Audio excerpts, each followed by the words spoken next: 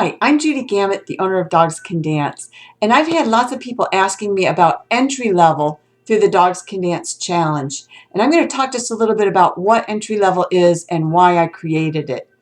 You know, several sports ask you to prove that you have the skills that you need to succeed before you can actually compete.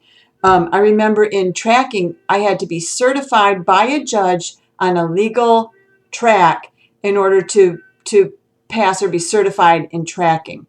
We had to show that certification in order to enter trials. I believe nose work is the same, and even some of the protection sports, I had to earn a working dog obedience title before they will allow you to go on to training more protection sports. So I had someone come to me from another organization who said, you know, if you didn't have entry level, you'd have a lot more people participate. And, you know, for me, it's not about the numbers. It's about the experience. And I want my handlers to have the confidence that they know what they're doing without handler error costing them a lot of points in the titling venue.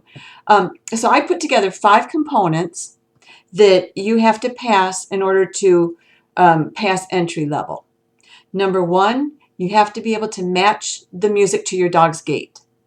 If your dog is disabled, then that's different. We have to take that into consideration, and they would be considered honor class.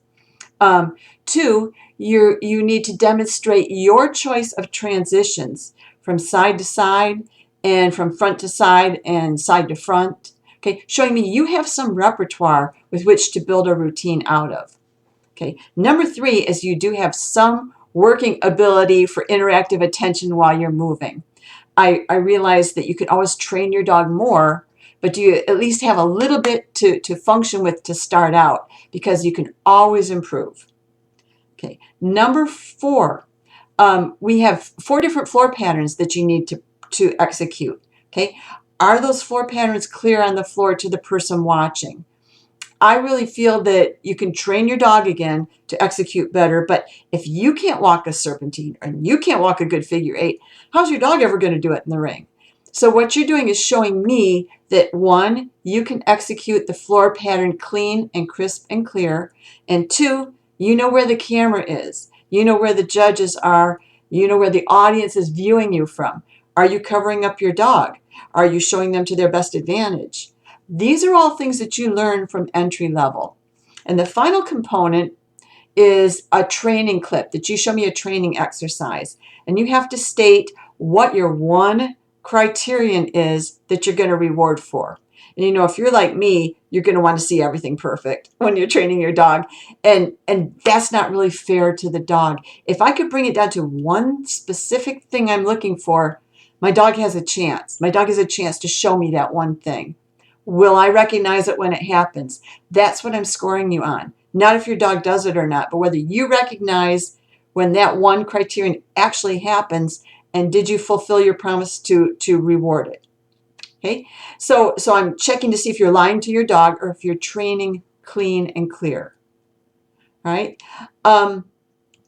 Entry level provides you with a lot of the technical skills that you're going to need to submit a video performance for titling.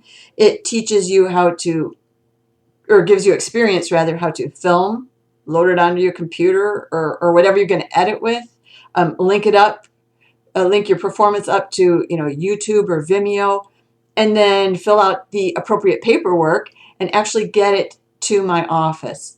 So once you have done that, you've actually experienced what it takes to submit a video performance for titling anyway. So the technical mystery is now out of the way.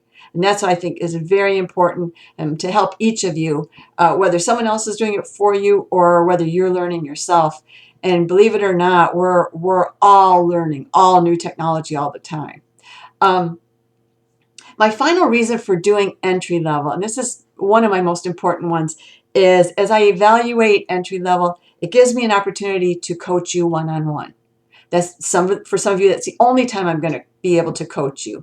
I like to point out not just where you want to focus to improve, but also where your strengths are, because that becomes the identity of your team. Okay, and sometimes coaches never find that niche of what makes you extra special.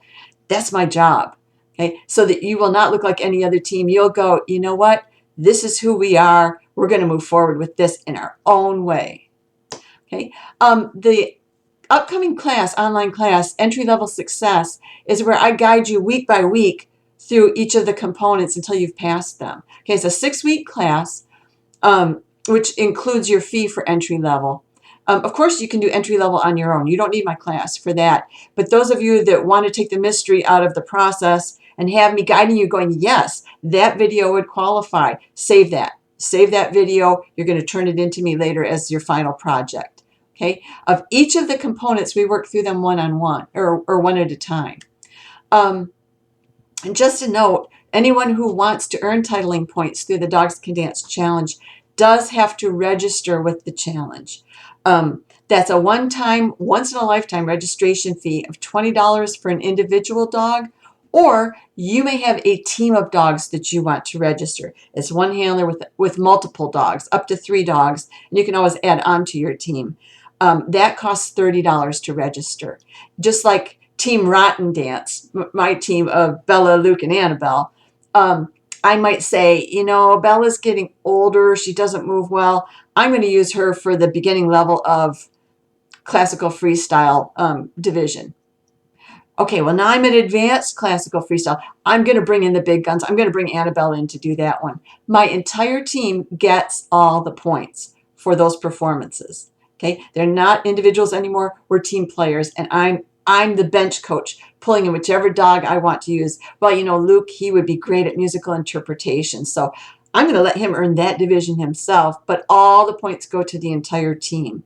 And what I especially love is if you have video that you had filmed preparing for this, and say your dog has passed away, you can still enter that. They are always part of your team, and every certificate that you get includes their name. So I hope you'll consider joining the Dogs Can Dance Challenge. All the information is on my website, www.dogscandance.com. Click on the Dogs Can Dance Challenge, and you'll find the guidelines. You'll find the judges' guidelines, so you know exactly what you're looking at and how to get the best scores possible. If you have questions, leave them in the comments, or you can email me or message me. My email is info@dogscandance.com, and I'll be glad to coach you.